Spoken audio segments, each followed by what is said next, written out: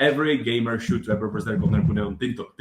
With OBS, it will be hard. Start with the live stream, you record it, you live stream it, you take the recording, you transcribe it, use the transcribe as an SEO, you strip it into clips in a simple tool, you take the clips, other headlines, change different aspect ratio, blah, blah, put them on TikTok, LinkedIn, Instagram, everything. Like that's how you grow your audience in general. So are you guys ultimately going head to head with Melon and StreamYard rather than the more advanced platforms? If so, what is your USP going to be? Yes. Hey, Predrag. Predrag just came to the office. Don't even bother to come, Predrag. You haven't been here for the start of the stream. I don't like you anymore. I will stay here, guys. Don't worry. Yes, we are going head to head with these apps. Yeah, I think what's unique about us is that like we have entered this space like with a vision to solve like a problem we had ourselves. You know, how to produce content in an easy way. You know, to basically be consistent with like producing the content, because that's a key to success. Like when you are doing anything, and we are not just copycatting some other streaming tools which were here before us, but we have built something which looks quite similar at this stage.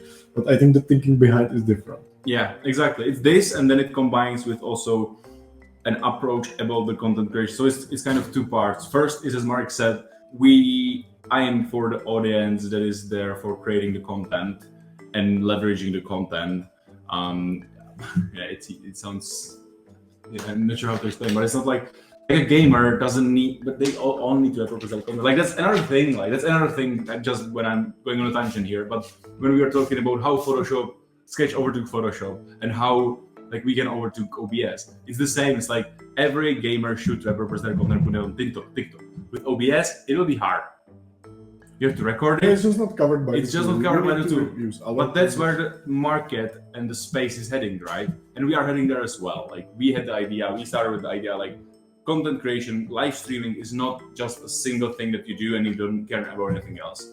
It's a horizontal flow where you start with the live stream, you record it, you live stream it, you take the recording, you transcribe it, use the transcribe as SEO, you strip it into clips in a simple tool, you take the clips, other headlines, change different aspect ratio, blah, blah, put them on TikTok, LinkedIn, Instagram, everything. Like that's how you grow your audience in general, through doing all of this, like maximizing the channels. That's why we also pivoted from local recording and podcast recording, because we believe you should be also on the front of live streaming and not just be like, no, we are pre-recording because we are afraid to go live. The live stream is powerful, like it's another channel. Yeah.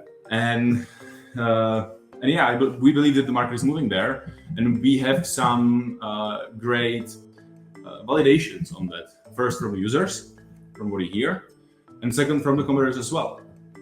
For example, right now, what Riverside, I think, Restream and Squadcast is doing is that they are integrating with Descript, so you can easily hand off the files you record into Descript.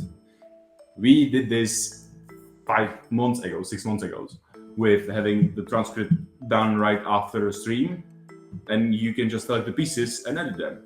And that's why we believe that the VEED acquisition of Welder was so powerful. Yeah, actually, I remember like we were talking about this horizontal flow, like even 6 months, I think, before we were acquired by VEED. So not only because we were acquired, so we now want to think of like ways to profit out of this acquisition. It was actually like our initial vision. Yeah. Was made possible by the acquisition. Exactly. It always goes hand in hand in the products in business. It's not like you think about something and you start doing it. It's about like you thinking about something and then the real world hits and you start combining it. And then what we add to this is that we also think about the creation part of the content, not only the whole horizontal flow, because that's like the foundation, but we also should be able to create a beautiful content. So what we are adding more is, or what we are thinking about is how we can make the tool as simple as StreamYard, because it's beautiful, and Restream. Everyone can use it, but not so boring. Have it more customized. Yeah, I would say like Restream maybe is not like the super simple clean interface, but StreamYard is. Yeah. But yeah, I would say even like cleaner how Even- it feels, but much more powerful. Exactly, Which which is is super- customizability features. And I would really like to the tool to be like, you open it and you like instantly feel, this is how it should work. Yeah, This is how streaming should be done. yeah. You reminded me the motorcycle suspension. For the first time when you run, Here it is again. Right. Like, the analogies. You take out. but for the first time you ride on a motorcycle with a great suspension, you're like, oh, and you feel it, and you don't have to be an expert. It's the same. And I think this should be the feeling. It should be like, oh, okay.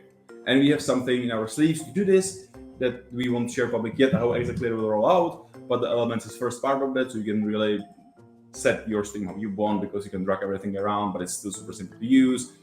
You still end up with something nice and beautiful. And then of course the whole flow.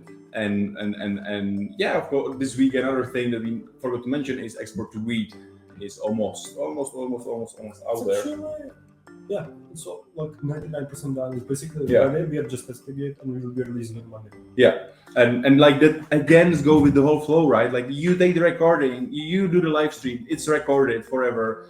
You take the clips, you put them into the VEED editor, and it's powerful, and you can do everything there, really make it amazing, and you put it on TikTok, on socials, on everything, on every platform. So yeah. So I hope this answered your question, Mark.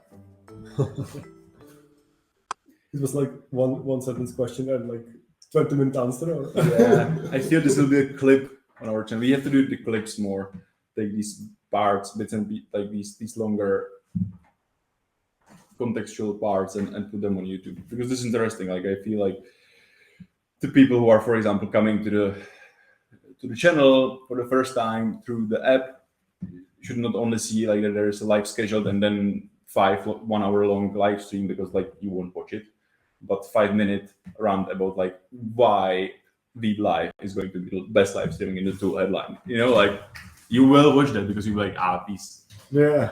mean motherfuckers.